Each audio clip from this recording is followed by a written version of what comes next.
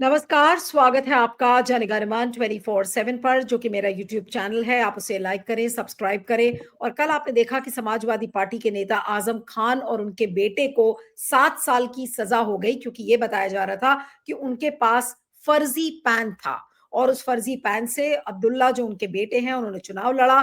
और अभी ही आज़म खान 2 महीने पहले सितंबर में वो जेल से छूट कर आए थे और अब ठीक 2 महीने बाद या ढाई महीने बाद उनको फिर से जेल जाना पड़ा, क्योंकि उनके पास डबल पैन मिला, यानी कि 2 पैन, जाली पैन, फेक पैन कार्ड जिसको बोलते हैं, वो उन्होंने बनवाया था उनके बेटे ने और उसमें उनकी मदद की। उस पूरे मामले में उनको जेल हो गई, तुरंत उनकी कस्टडी हो गई।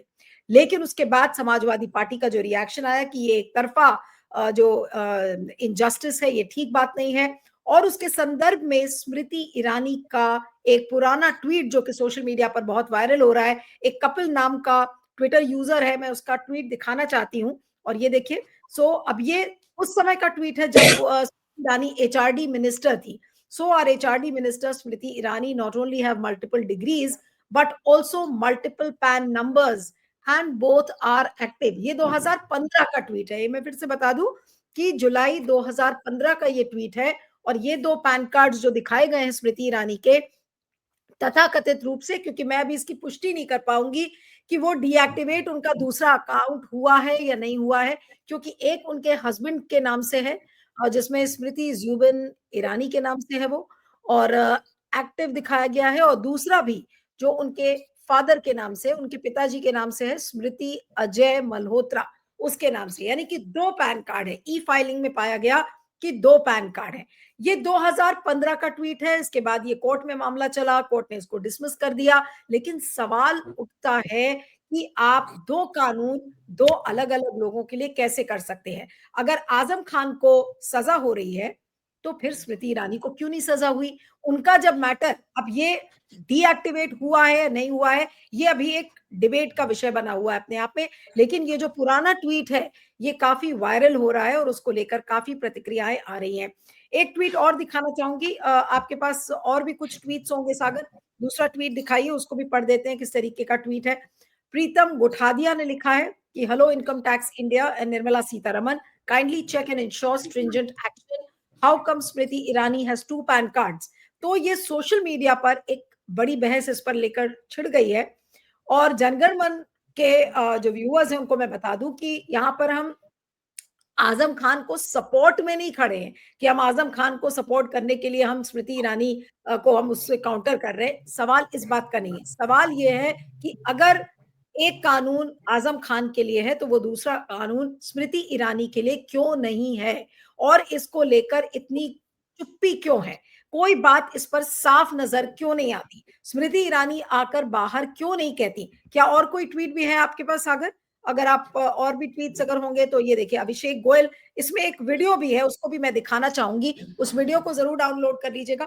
अभिषेक गोयल ने लिखा है कि Smriti Irani extremely close to Modi had 2 PAN cards in 2015, but no case has been filed against her yet. Had the case been filed in 2015, when this info came to light, she would have also been in jail along with Azam Khan. No late even now.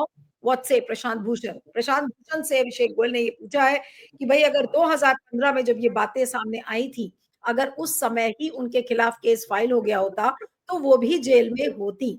अब इसमें एक video भी है, उस video को भी मैं दिखाना चाहूंगी। उस वीडियो को भी जरा गौर से देखें। सागर, आपने डाउनलोड कर लिया है क्या वो वीडियो? इसके साथ एक वीडियो होगा।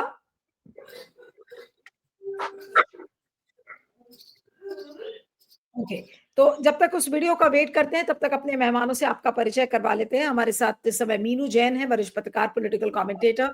आपका स्वागत है। हमारे साथ संजीव सिंह है, कांग्रेस के, उत्तर प्रदेश कांग्रेस के प्रवक्ता और नेता हमारे साथ हैं। आपका स्वागत है। और मनीष शर्मा हमारे साथ हैं, पॉलिटिकल एनालिस्ट और पत्रकार, वाराणसी से। आपका स्वागत है। और वो वीडियो मैं दिखाऊंगी आपको जब एक बार रेडी हो जाएगा। लेकिन मैं चर्चा शुरू करती हूँ कि कानून के समक्ष सभी समान होते हैं, लेकिन 2014 के बाद से यदि आप विपक्ष से हैं और मुसलमान हैं, यानी करेला ऊपर से नीम चढ़ा, तो कानून के गिरफ्त में आप पहले आएंगे। वो वीडियो नजर नहीं आ रहा है सागर, आप उसको प्ले करें ठीक से तो प्लीज। पैन मैं जब कार्ड तक रखने के मामले में हाँ। सजा सुनाई गई है, ठीक इसी तरह का मामला स्मृति ईरानी के साथ भी था। उनके पास भी 2 पैन कार्ड थे, लेकिन उन्हें कोई सजा नहीं हुई। संविधान का अनुच्छेद 14 कहता है कि कानून के समक्ष सभी समान होते हैं, लेकिन 2014 के बाद से यदि आप उनके बेटे को 2 पैन कार्ड रखने के मामले में सजा सुनाई गई है, ठीक इसी तरह का मामला स्मृति ईरानी के साथ भी था। उनके पास भी 2 पैन कार्ड थे, लेकिन उन्हें कोई रहने दीजिए, वीडियो रहने दीजिए। अब सवाल ये उठता है कि जो 2 पैन कार्ड रखना गैर कानूनी क्यों माना गया है। भारत में 2 स्थायी खाता संख्या यानी कि पैन कार्ड रखना गैर कानूनी है। आयकर अधिनियम 1961 की धारा 272 बी के तहत एक से ज्यादा पैन कार्ड रखने पर कार्रवाई की जा सकती है। एक से अधिक पैन कार्ड पाए जाने पर इनकम टैक्स डिपार्टमेंट 10,000 रुपए का जुर्माना लगा सकता है। और अगर ये पाया गया कि कई पैन कार्ड का इस्तेमाल चोरी, धोखाधड़ी या किसी अन्य गैर कानूनी गतिविधि के लिए किया जा रहा है तो जेल की सजा भी हो सकती है। अब हालिया मामले में क्या हुआ, आजम खान और उनके बेटे अब्दुल्ला आजम खान को 2 पैन कार्ड रखने के मामले में 7 साल की सजा सुनाई गई है। रामपुर के एमपी एमएलए स्पेशल कोर्ट ने उन्हें दोषी करार दिया है। और अब सवाल वही उठता है कि स्मृति ईरानी के लिए एक कानून क्यों और आजम खान के लिए दूसरा कानून क्यों। आज इसी को लेकर हम चर्चा करेंगे। मैं संजीव जी के पास वापस आती हूँ। संजीव जी क्या कहेंगे इस खबर को। अभी तो ये पता नहीं है कि वो दूसरा पैन अकाउंट जो पैन अकाउंट है स्मृति ईरानी का वो डीएक्टिवेट हुआ है या नहीं हुआ है, लेकिन अगर आजम खान को ये सजा हो गई है तो 2015 तक तो इनका दूसरा पैन कार्ड एक्टिव था, तो उस समय इनको सजा क्यों नहीं हुई। नहीं, बिल्कुल। जिस तरह से आजम खान के मामले में न्यायालय ने जो संज्ञान लिया है, ठीक है, वो कानून के दायरे में सभी एक बराबर आते हैं। और जहां तक उनके बारे में आईटी कानून के तहत कि 2 पैन रखने का उनके बेटे और उनके पिता दोनों लोग को लेकर के सजा सुनाई, तो एक उनके नॉमिनेशन करने को लेकर के है अब्दुल्ला आजम का लेकर के, दूसरा पैन कार्ड उनका जो अपने अलग यूज करते थे। तो अगर यहाँ पे स्मृति ईरानी की बात आ रही है और मैंने देखा कि इस पे सुप्रीम कोर्ट के सीनियर एडवोकेट प्रशांत भूषण साहब का भी ट्वीट है पुराना। तो अगर इस तरह की 2 आंख क्यों, क्योंकि स्मृति ईरानी जी मैं कह रहा हूँ 2015 तक एक्टिव था ही ये। अगर ये एक्टिव नहीं था तो ये चीजें लाइट में क्यों आई, क्योंकि एक पैन कार्ड उनके पति का नाम दिखता है, आपके सामने दिख रहा है कि जुबिन समथिंग करके, और बीच में एक जगह उनके फादर का नाम दिख रहा है जो दूसरा पैन कार्ड है अजय करके। तो इस तरह से ये चीजें तय हैं कि ये पूरी तरह से कानून अपनी जगह है, लेकिन जो वर्तमान सरकार है उसके सामने नीलू जी दो स्थितियां रहती हैं। एक तो ये है कि जो हमारा विरोधी है वो सरेंडर कर जाए, यानी वो उनके वॉशिंग मशीन में आ जाए तो सारे पाप उसके या सारे भ्रष्टाचार वो सबसे मुक्त हो जाता है। एक लंबी फहरिस्त है वो, पूरे अगर शुरू करेंगे हम महाराष्ट्र से लेकर के और पश्चिम बंगाल तक तो बहुत से ऐसे उनके नेता हैं। दूसरी तरफ ये है कि एक दूसरा नजरिया है कि अगर वो मुसलमान मिल जाता है, यहाँ सजा मुसलमान होने की भी मिल रही है। और एक उदाहरण और बता दूं, चूंकि पैन कार्ड का मामला है, डिग्रियों के मामले में भी स्मृति ईरानी जी का नाम आया था।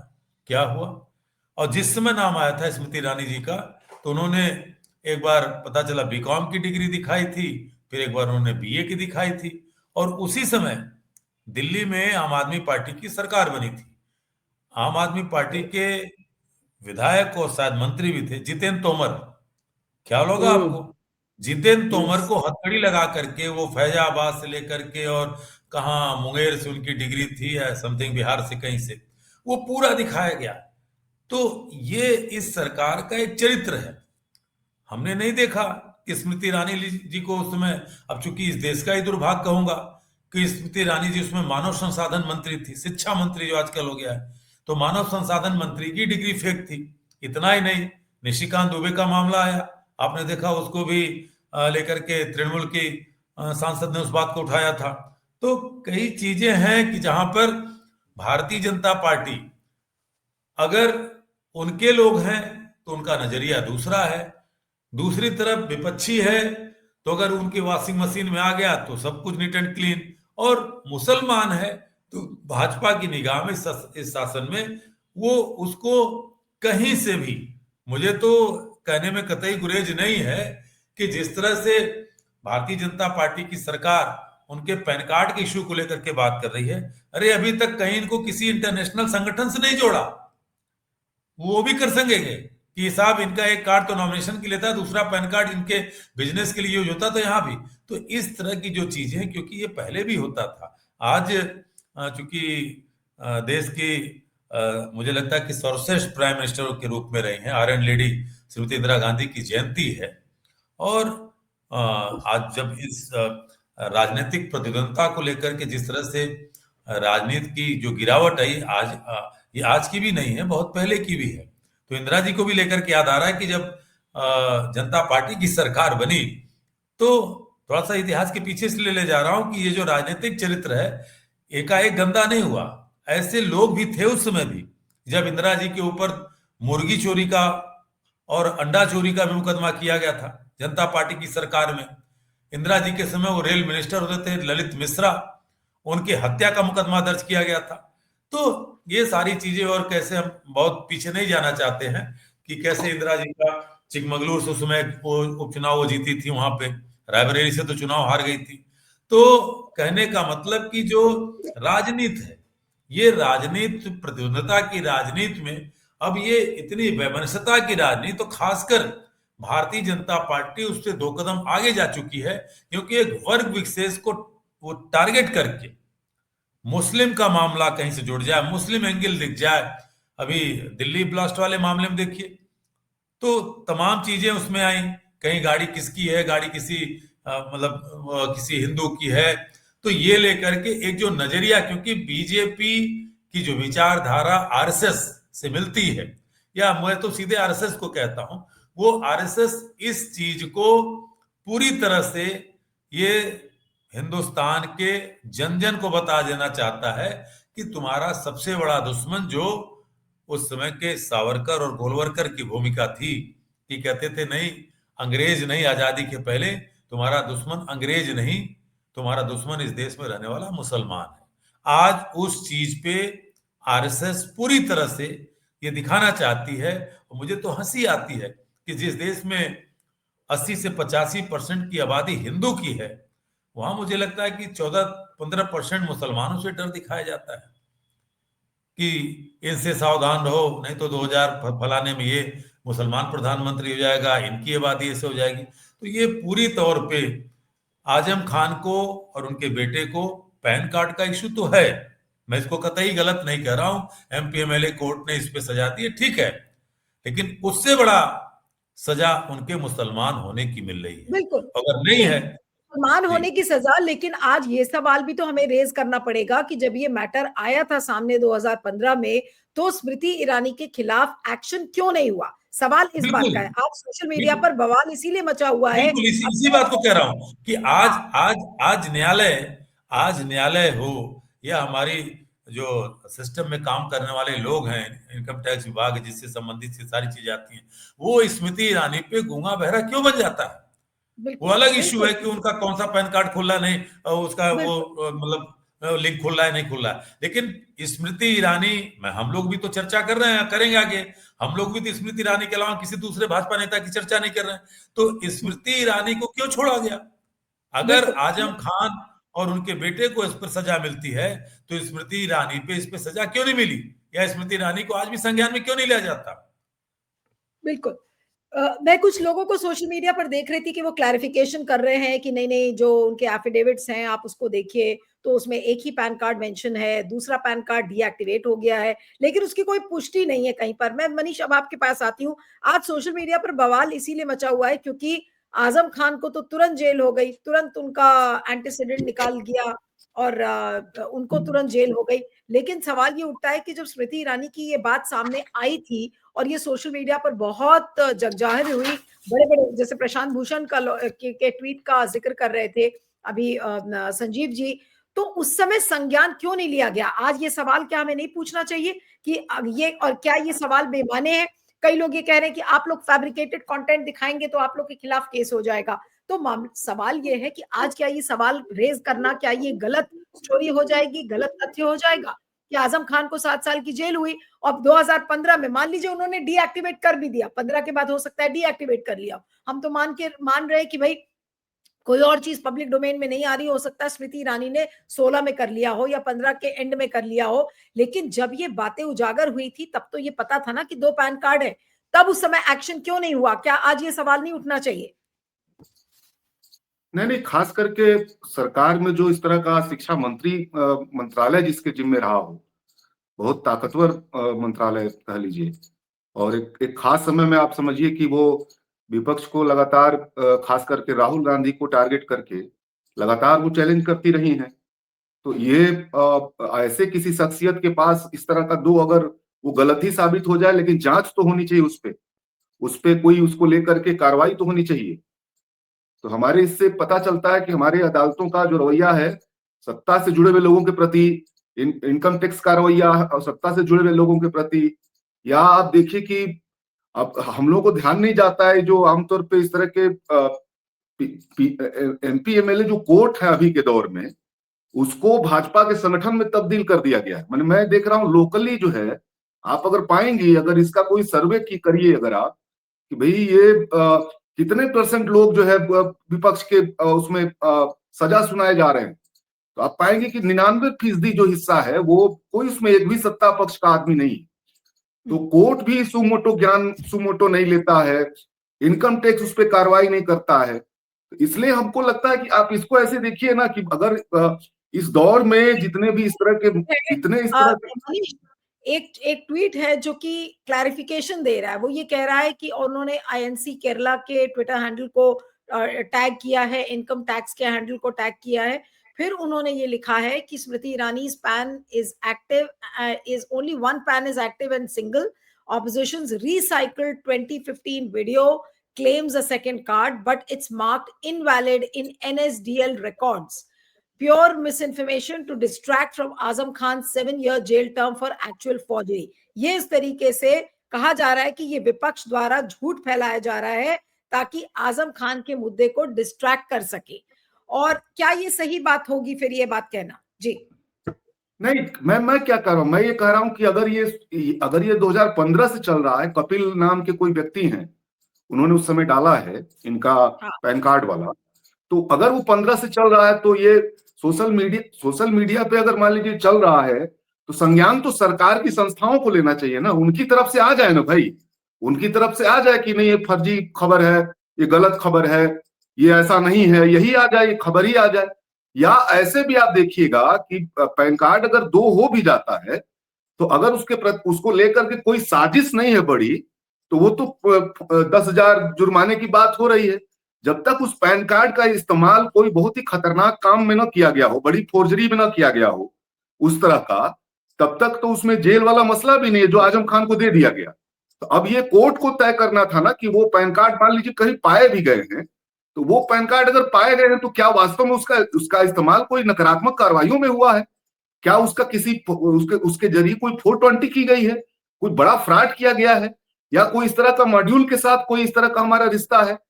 ये अपने आप में ये जो था, ये आप उस कोर्ट के भी फैसले में आप नहीं देखेंगे, इस बात को आप ये भी नहीं देखेंगे। ये बस चर्चा में आ रहा है कि 2 पैन कार्ड है, तो स्मृति ईरानी का केवल पैन कार्ड का क्यों नहीं जांच होनी चाहिए? उनके ऊपर ये आरोप क्यों नहीं लगना चाहिए?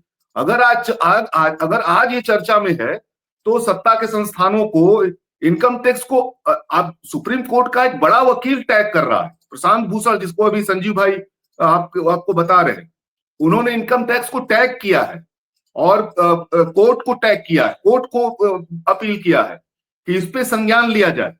ये संज्ञान माने कोई केवल सोशल मीडिया तक मसला नहीं है। सुप्रीम कोर्ट के इस तरह के कुछ वरिष्ठ और बहुत ख्यातिलब्ध जो है इस तरह के जो वकील हैं, वो इसको कह रहे हैं।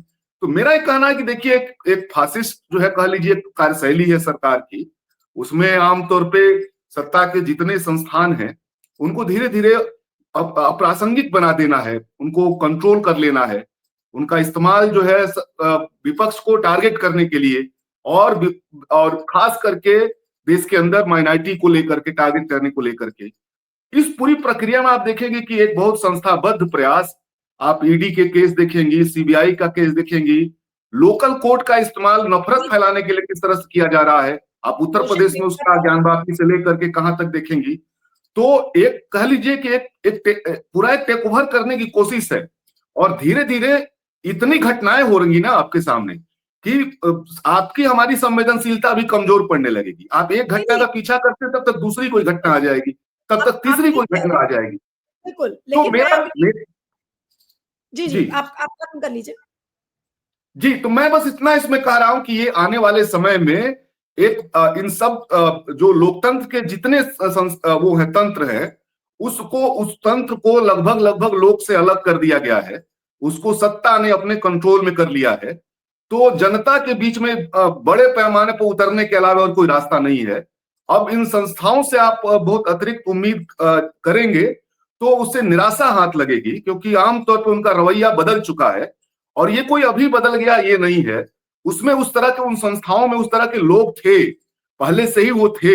एक ऐसी सत्ता आई है जब उनके विचार और सत्ता के विचार मिल गए हैं तो ये ज्यादा जल्दी धराशायी हो रहे हैं, जल्दी टेक ओवर किए जा रहे हैं, जल्दी इनको जो है इनको कंट्रोल किया जा रहा है और वो अचानक वो भाजपा के संगठन की तरह दिखने लगे हैं। तो आने वाले समय में ये चीजें जैसे जैसे भाजपा और कमजोर होगी, ये चीजें और आने वाले समय में बढ़ने का खतरा है। जनता में जैसे जैसे उसकी लोकप्रियता कमजोर होगी, सत्ता के संस्थानों का इस्तेमाल और विपक्ष को टारगेट करने का सवाल, अपने लोगों को बचाने का सवाल, ये और ज्यादा बढ़ेगा। ये हमको लग रहा है आने वाले समय में। बिल्कुल। अब मैं मीनू जी के पास आती हूँ कि इस समय जो सोशल मीडिया पर चर्चा चल रही है स्मृति ईरानी के 2 पैन कार्ड को लेकर, उसमें जो स्मृति ईरानी को बचाने वाले लोग हैं वो प्रशांत भूषण और इनकम टैक्स इंडिया दोनों को लिखकर ये कह रहे हैं कि ऑपोजिशन ऑब्सेस्ड है स्मृति ईरानी से और इसीलिए अब पॉलिटिकल क्रिटिसिज्म ना करके हैरेसमेंट हो रहा है, यानी कि स्मृति ईरानी को हैरेस किया जा रहा है, उनको तंग किया जा रहा है। It's a recycled, decade-old fake claims about 2 PAN cards only exposes their intellectual bankruptcy.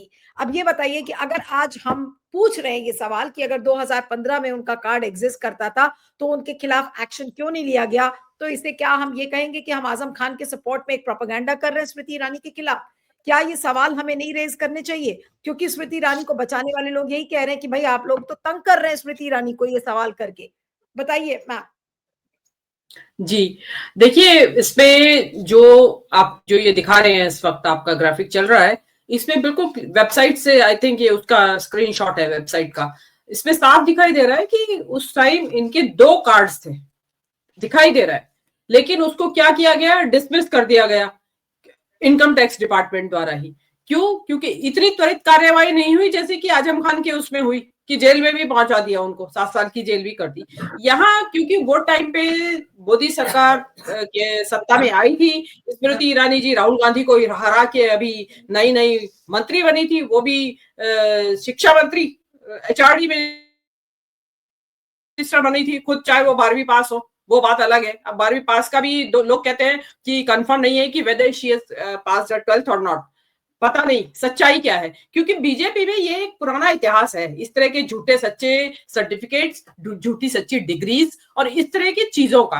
तो लेकिन सवाल वहीं खड़ा रहता है कि जिस वक्त ये लाइट पे आए और प्रशांत भूषण जैसे लॉयर, देखिए प्रशांत, मैं और आपको हो सकते हैं हम कानूनी जानकारी के अभाव में आधी अधूरी इंफॉर्मेशन को लेके हम दौड़ पड़े और हम पोस्ट कर दें और फिर बाद में पता चला के बाद हमारी गलत निकली इंफॉर्मेशन। लेकिन प्रशांत भूषण जैसे लॉयर आफ्टर थॉरो स्क्रूटनी वो इस चीज को पोस्ट करेंगे। लेकिन क्योंकि उस वक्त स्मृति ईरानी जी का डंका बज रहा था और स्मृति ईरानी क्या रानी थी वो तो उस टाइम, तो आज भले ही पता नहीं कहाँ है वो, क्या कर रही है, नोबडी नोज, लेकिन उस वक्त तो रानी थी। तो वो उनका जो है ये उसको डिसमिस करा दिया गया। और क्योंकि नई नई सरकार आई थी, मोदी जी का इतना डंका बजा हुआ था चारों तरफ कि नोबडी फॉलोड, कि फॉलो भी नहीं किया कि हुआ क्या है, और वो चुपचाप से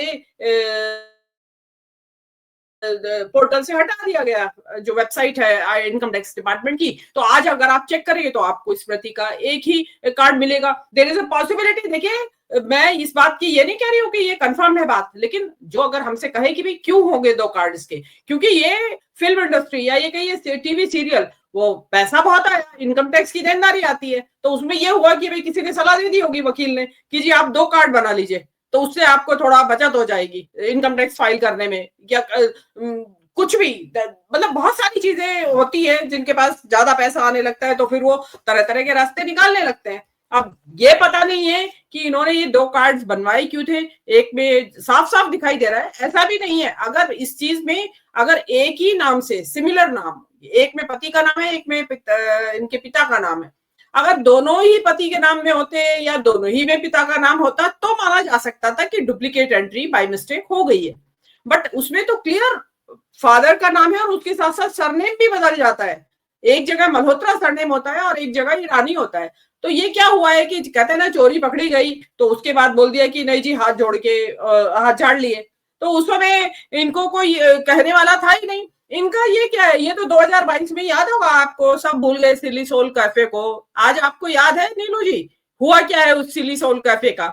उसमें ये तथाकथित तौर पे बताया गया था कि गौमांस के जो आइटम्स हैं वो भी परोसे जाते हैं। कुणाल विजयकर जो फूडी है उसका भी आपने इंटरव्यू देखा था, तो उसमें उसने जो मेन्यू बताया था उस मेन्यू में दिखा रहे थे, तो वो जो गौमांस के परोसने के चक्कर में जहां लिंचिंग हो जाती है मुसलमानों की, वहां ये हुआ डिसमिस, उसको भी ऐसे ही डिसमिस कर दिया गया कि हाँ ऐसा कुछ नहीं है। वहां ड्यूअल बार का लाइसेंस था ये, क्योंकि एक बार को एक रेस्टोरेंट को एक ही लाइसेंस मिल सकता है बार के लिए, इन्होंने ड्यूअल लाइसेंस ले रखा था, बाद में उसको भी डिसमिस कर दिया गया। रोक रही हूँ आपको, 2 सेकंड के लिए रोक रही हूँ। ये देखिए प्रशांत भूषण का ट्वीट है अभी कुछ घंटे पहले, मतलब कल लेट नाइट का शायद मेरे ख्याल से आसपास, उन्होंने लिखा है कि what is this income tax of India, why no action against हर।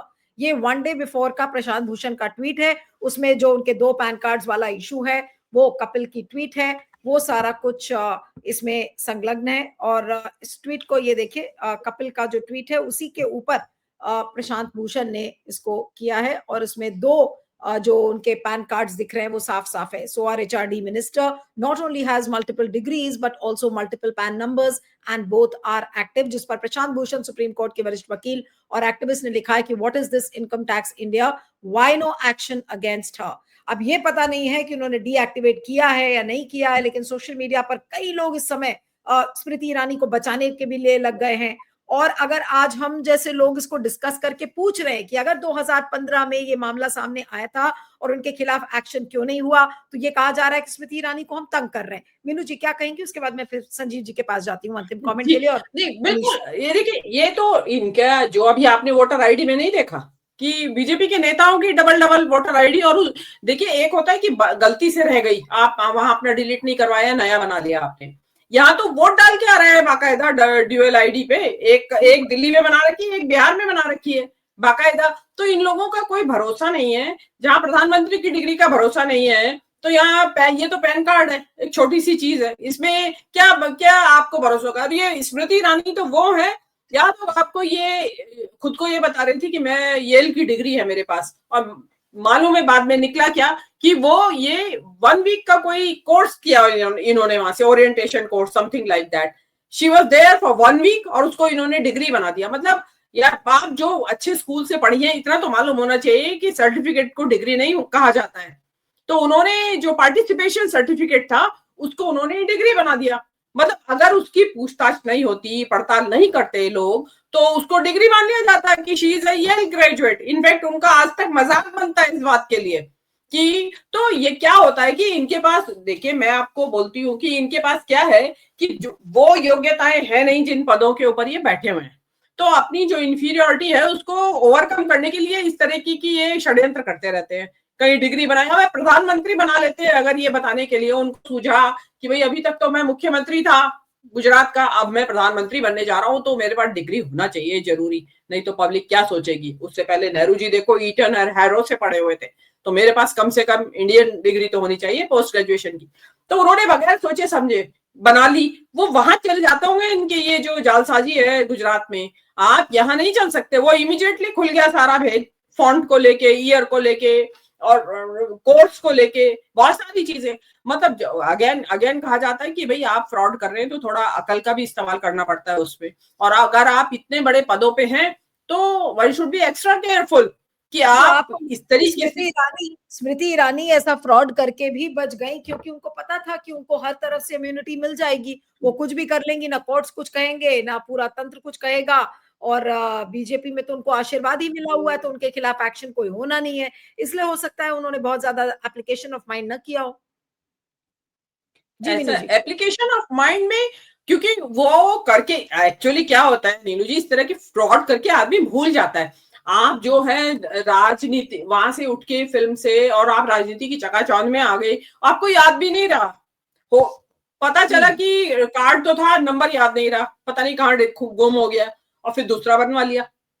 तो ये चीजें सामने आ गई। और मैं तो अभी सोचती हूँ कि जिस तरीके से स्मृति ईरानी के दिनमान थोड़े खराब चल रहे हैं, हो सकता है किसी इनसाइडर ने लीक कर दिया हो ये दोबारा से केस कि भाई ये स्मृति ईरानी का आप देखो, आप ये कहाँ आजम खान के चक्कर में पड़े हो, ये देखो, आप पहले इसको फॉलो करो। तो क्योंकि क्या होता है हर पार्टी के अंदर कॉन्स्पिरेसीज एक दूसरे के खिलाफ चलती रहती है, षड्यंत्र।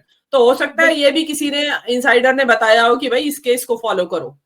तो ये डेफिनेटली आप ये थोड़ी है कि इस देश के मुसलमान के लिए दूसरा कानून है, और कहाँ लिखा है, कौन से संविधान में लिखा है कि मुसलमान को तो अरेस्ट कर लिया जाएगा दो कार्ड होने पे और इनका मामला डिसमिस कर दिया जाएगा।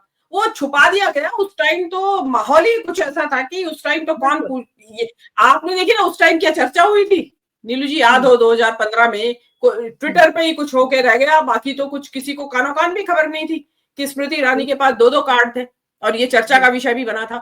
लेकिन आया दोबारा से, अभी रिसर्फेस हुआ है ये, तो इसका इन्वेस्टिगेशन होना चाहिए कि दो बने भी तो कैसे बने थे। वो बात अलग है, आपने ये थोड़ी कि एक चोर ने आपकी जेब से पॉकेट मारी आपकी और आपके 100 रुपए निकाल लिया, आपने पकड़ लिया तो उसने वापस रख दिए, तो माफी थोड़ी इस बात की कि उसने वापस कर दिए मेरे 100 रुपए। आपने बेईमानी जालसाजी की है, इसका रेट्रोस्पेक्टिवली इसकी इन्वेस्टिगेशन होना चाहिए कि एक्चुअली हुआ क्या था। बिल्कुल आपने सही शब्द हाँ, आपने सही शब्द इस्तेमाल किया कि इसको रेट्रोस्पेक्टिवली इसको इन्वेस्टिगेट करना चाहिए। मैं अंतिम कमेंट के लिए मैं मनीष जी और संजीव जी के पास आऊंगी। मनीष जी आपके पास आती हूँ कि क्या कहेंगे, अब तो क्या गारंटी है कि बीजेपी के और भी, अभी तो स्मृति ईरानी का 2 पैन कार्ड का केस आया है, क्या गारंटी है कि और भी लोगों ने इस तरीके से अपने पैन कार्ड नहीं बनवाए होंगे? क्या इसको लेकर अब जांच होनी चाहिए? और क्या स्मृति ईरानी के मामले को विराम दे सकती है कोई भी इनकम टैक्स एजेंसी या निर्मला सीतारमन या कोई डिपार्टमेंट, या आपको लग रहा है कि कंप्लीट चुप्पी रहेगी इस पे? जी मनीष जी म्यूट कर लीजिए, अनम्यूट कर लीजिए मनीष जी, अनम्यूट कर लीजिए, आप म्यूटेड हैं। हाँ जी, इसमें तो ये कल्पना ही नहीं करना मुश्किल है। इस दौर में जिस तरह का दौर चल रहा है, ये कल्पना ही करना, ये सोचना ही मुश्किल है कि स्मृति ईरानी को लेकर के को सरकार की कोई एजेंसी हिम्मत करेगी, जब तक कि सरकार की ही तरफ से कोई ऐसा इशारा ना हो। हालांकि उनके अभी इस सरकार में दिन अच्छे नहीं चल रहे हैं, दिन थोड़े गड़बड़ चल रहे हैं, तो कोई अंदर का खेल हो जाए तो अलग बात है। अन्यथा जनरली स्मृति ईरानी जितनी ताकतवर पोजीशन में अभी तक रही हैं और मंत्रिमंडल में भी उनकी एक महत्वपूर्ण हैसियत रही है, तो ये संभव नहीं है कि वो उनके ऊपर किसी किस्म का पहलकदमी ले। और ये थोड़ा ठीक है कि अभी के दौर में ये काम पहले बीजेपी किया करती थी कि जब भी कोई उनका आदमी कोई गड़बड़ पाया जाता था या उसके ऊपर आरोप लगते थे तो वो विपक्ष का कुछ ढूंढ लाते थे, तुरंत कोई नया पैरेलल ढूंढ लाते थे। जनरली आप देखी होंगी कि जब भी बीजेपी पर अटैक करिए तो वो कांग्रेस की सरकारों को टारगेट करने लगती। ये भी कांग्रेस भी तो ऐसा किया था, कांग्रेस ने भी ऐसा किया, ये उनका एक शैली रही है, कार्यशैली रही है आमतौर पे। अब देख रहे हैं कि इसका इस्तेमाल इधर भी किया जा रहा है। आजम खान साहब को देखिए, वो मीनू जी ठीक कह रहे हैं कि जो है आजम खान का के ऊपर जो ही आरोप लगे हैं तो इधर से भी लोगों ने तलाशना शुरू किया है कि कौन ऐसा है जो सत्ता से जुड़ा हुआ है। तो ये चले, अच्छा है, ये बल्कि और किसी अदालत में ईरानी एक्सपोज हो चाहे ना हो, भाजपा एक्सपोज हो चाहे ना हो, लेकिन ये सवाल अगर उठते रहेंगे तो जनता में ये सरकार एक्सपोज होगी और अंततः इस सरकार को जाना होगा और फिर तब ठीक से थारोगोइंग सारे मसलों की जांच पड़ताल होगी, बहुत सारे लोग जेल जाएंगे। बिल्कुल बिल्कुल। अब मैं संजीव जी के पास आती हूँ कि संजीव जी, इस पूरी तस्वीर पर क्या कहा जाए इस समय? स्मृति ईरानी को लेके, पैन कार्ड को लेकर, डबल पैन कार्ड को लेकर एक पुराना ट्वीट आता है जब आजम खान का मामला सामने आया कि आजम खान और उनके बेटे को 7 साल की जेल हो गई, और अब स्मृति ईरानी, कई लोग स्मृति ईरानी को बचाने वाले कह रहे हैं स्मृति ईरानी को बेवजह तंग किया जा रहा है। दूसरा नंबर तो डीएक्टिवेट हो चुका है, इनकम टैक्स के पोर्टल पर वो इनवैलिड दिखा रहा है, तो आप लोग कैसे सवाल खड़े कर रहे हैं? लेकिन सवाल तो यही है ना कि मामला सामने आया उस समय कोई एक्शन उनके खिलाफ नहीं हुआ। जी संजीव जी, तो क्या कहेंगे अंत में? देखिए, पूरी तरह से सत्ता आज इस तरह की है कि स्मृति ईरानी का मामला हो, चाहे अजित पवार के बेटे का जमीन का मामला हो, चाहे प्रधानमंत्री जी का स्वयं की डिग्री का मामला हो, मैं इस चीज को एकदम क्लियर कट पूरे देश की जनता में मैसेज जा रहा है कि सत्ता से जुड़ा व्यक्ति होगा, सत्ता से जुड़ा प्रतिष्ठान होगा, तो उसकी मुकम्मल रक्षा की जाएगी। क्या हुआ था, स्मृति ईरानी की जो नाबालिग बेटी सेली सोल बार करके बार एंड रेस्टोरेंट चला रही थी, एक दूसरे मरे हुए व्यक्ति के नाम पर रेस्टोरेंट चल रहा था। मैं तो ये सोचता हूँ कि अगर उस बार की जगह वो बीफ एंड पोर्क अगर किसी कांग्रेसी नेता का रहा होता तो शायद पूरी मीडिया में आग लग गई होती। इस तरह की चीजें, वो कहाँ मैटर चला गया। स्मृति ईरानी का मामला चल रहा है, तो पूरी तौर पे आज जिस तरह से एक नैरेटिव बिल्डअप हो चुका है और लोग जान भी रहे हैं। आज देखिए, महाराष्ट्र के मंत्री हैं, अजित पवार के बेटे के जमीन का मामला एक आरटी एक्टिविस्ट ने निकाला है। क्या हो रहा है? कोई गिरफ्तारी नहीं। प्रधानमंत्री जी की डिग्री को अगर पूछा जाता है तो उसको पता चलता है कि लोकसभा में, संसद में कानून आने के पहले कानून उसका जो है इंप्लीमेंटेशन जो है कोर्ट कर देती है कि नहीं साहब, प्रधानमंत्री की डिग्री को नहीं दिखाया जा सकता। तो कहने का मतलब है कि आज पूरी तरह से जो जन सामान्य के मुद्दे हैं, उन मुद्दों पे भारतीय जनता पार्टी सरकार से कहीं भी आप किसी प्लेटफॉर्म पे चर्चा करिए, खासकर अगर भाजपा का नेता मंत्री है, उस पे बात नहीं करना है। और एक छोटा सा उदाहरण देके बोल दूं, अगर आप ट्रेन में चल रहे हैं, आज उत्तर प्रदेश की, खासकर नॉर्थ इंडिया की स्थिति, अगर आप ट्रेन में चल रहे हैं, बसेस में चल रहे हैं, अगर आप महंगाई पे चर्चा करेंगे तो आपको कम लोग बोलते दिखेंगे। अगर आप नौकरी पे, रोजगार पे चर्चा करें, कम लोग दिखेंगे। लेकिन जैसे ही आप पिन दबाते हैं हिंदू मुसलमान, किसी मुसलमान नेता कहीं भी, तो आप देखिए पूरी बस में, पूरी ट्रेन में दो तरफ से लोग बढ़ जाते हैं। उन्हें अपनी चिंता नहीं है कि हमारे बेटे की फीस जमा हो रही कि नहीं, हमारे घर में मेरी माँ प्राइवेट हॉस्पिटल लेके गया था, किस तरह से उस हॉस्पिटल वाले चूसा, उसकी चिंता नहीं है। कल मेरा बेटा रोजगार पाएगा कि नहीं, मेरी महंगाई से मैं किस तरह, उसकी चिंता नहीं है। तो ये पूरी तरह से मैं इस चीज से हिंदुस्तान की जनता को आगाह करते हुए कह रहा हूं कि खतरा किसी को नहीं है। खतरा भारतीय जनता पार्टी को अपनी सत्ता जाने से है कि अगर आप इनके खिलाफ देश हित में, जनहित के मुद्दों को सवाल उठाते हैं, और नहीं ये आग की तैयारी जो करा रही है भारतीय जनता पार्टी आरएसएस, कि एक आने वाले समय में हिंदू मुसलमान को लेकर के हर जगह, पूरे आप जहां रहते होंगे वहां भी समझ लिए कहीं एक इशू चल रहा होगा। मैं वाराणसी में रहता हूं, यहां चल रहा होगा। पूरी तरह से आने वाली पीढ़ी को या आने वाली जमात को एक सिविल वार के लिए तैयार कर रहे हैं। और ये जान जाइएगा कि मारे भी जाएंगे अपने लोग, वो तब भी थोपेंगे साबुन के ऊपर। तो ये पूरी तरह से गृहयुद्ध की तरफ इस देश को ढकेला जा रहा है। कानून अपना काम करे, उसकी कोई बुराई नहीं है। आजम खान अगर जेल जाते, ठीक है, उन्होंने तो खुद स्वीकार किया कि न्यायालय का फैसला स्वीकार कर रहा हूं, लेकिन वही कानून स्मृति ईरानी के बारे में क्यों सब फैसला नहीं करता? वही न्यायालय प्रधानमंत्री मोदी के बारे में, जब आम आदमी पार्टी का मंत्री विधायक जितेंद्र तोमर हथकड़ी लगा करके फैजाबाद से लेकर बिहार तक लाया जाता है, तो नरेंद्र मोदी की डिग्री फर्जी, मैं कह रहा हूं कि क्यों नहीं दिखाया जाता? भाई, एक डीयू यूनिवर्सिटी का इतना होनहार छात्र जो देश का प्रधानमंत्री है, नीलू जी, हम तो इलाहाबाद यूनिवर्सिटी के हैं, कल को कुछ हो जाए तो हमारे बैचमेट, हमारे सीनियर्स, हमारे प्रोफेसर हमारे पर फक्र करेंगे। वो डी यूनिवर्सिटी का वाइस चांसलर क्यों नहीं फक्र करता कि हमारा इतना होनहार छात्र देश का प्रधानमंत्री है? इसका मतलब कि दाल ही पूरी काली है। और इस तरह से जब हर जगह आप बचा रहे हो, तो ये तय है कि आने वाले समय में देश की जनता को जागरूक होना पड़ेगा। आंदोलन सड़कों से ही अब वो जमाना गया। आंदोलन हम आप जहां पे जिस प्लेटफॉर्म पे बैठे हैं, यहां से पूरे लोग देश और दुनिया को देख रहे हैं क्या हो रहा है। तो अगर इन सब चीजों को लोग सवाल नहीं खड़ा करना शुरू करेंगे, पूछेंगे नहीं, क्योंकि इनको टोकने वाले लोग कम होते जा रहे हैं, और वो डर, वो भय हमारे नेता राहुल गांधी जी यही बात तो कहते हैं महात्मा गांधी की कि डरो मत, और जब तक आप डरोगे नहीं, सवाल नहीं करोगे, तब तक आप इनसे निजात नहीं पाओगे। बिल्कुल। तो सवाल यही है कि आज स्मृति ईरानी का अगर दूसरा अकाउंट डीएक्टिवेट हो गया तो बहुत अच्छी बात है, लेकिन सवाल ये उठता है कि अगर आजम खान को 7 साल की जेल हुई, तो जिस समय 2015 का ये अगर ट्वीट वायरल हो रहा है, तो सवाल लोग यही पूछ रहे हैं कि उस समय स्मृति ईरानी को क्लीन चिट कैसे मिल गई, ये सवाल है। यानी कि एक कानून है लेकिन उसके बेंचमार्क्स अलग अलग हैं। स्मृति ईरानी के लिए एक कानून है और आजम खान के लिए एक कानून, इसलिए वो जेल में है। स्मृति ईरानी क्योंकि बीजेपी की चहेती नेता है, आज तो वो अब टेलीविजन सीरियल्स में भी उन्होंने काम करना शुरू कर दिया है, तो पता नहीं कि इस मामले का क्या होगा, पता नहीं है, लेकिन अंधकार में पड़ा हुआ है ये पूरा मामला। नहीं है, एक मामला, सॉरी रोक रहा था, एक मामला चूंकि अभी हाल का है, क्योंकि हमारे दर्शक हम लोग तमाम लोग भूल जाते हैं। आरके सिंह का नाम सबने सुना होगा। RK Singh retired senior IAS, वो आरके सिंह जो आडवाणी की रथ यात्रा को रोकने का काम किया, वो आरके सिंह जब समझौता एक्सप्रेस तमाम ऐसे जगह जहां आरएसएस के लोगों को उस आतंकी गतिविधियों पाया, और उन्होंने पहली बार कहा था कि हिंदू भगवा आतंकवाद का, ये इससे डर है देश को, वो आरके सिंह मोदी जी के सरकार में मिनिस्टर बना जाते हैं, लेकिन वो आरके सिंह मालिक पे सवाल खड़ा कर देते हैं, गौतम अडानी पे, तो आरके सिंह 6 साल के लिए भाजपा से निकाल दिए गए। ये इस सरकार का चरित्र है।